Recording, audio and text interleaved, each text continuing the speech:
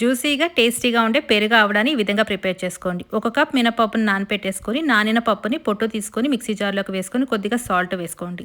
దీన్నంతా కూడా మెత్తగా గ్రైండ్ చేసుకొని బాగా బీట్ చేసుకొని పక్కన పెట్టుకోండి. మజ్జిగ కోసం ఒక టేబుల్ స్పూన్ దాకా పెరుగుని బాగా బీట్ చేసుకొని కొద్దిగా వాటర్ మిక్స్ చేసుకొని సాల్ట్ కూడా యాడ్ చేసుకొని పక్కన పెట్టుకోండి.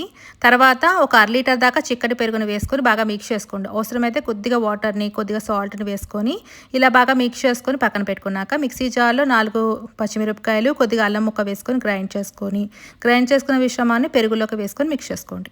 తర్వాత మనం చక్కగా ఈ గారెల్ని ఈ విధంగా ప్రిపేర్ చేసుకోండి.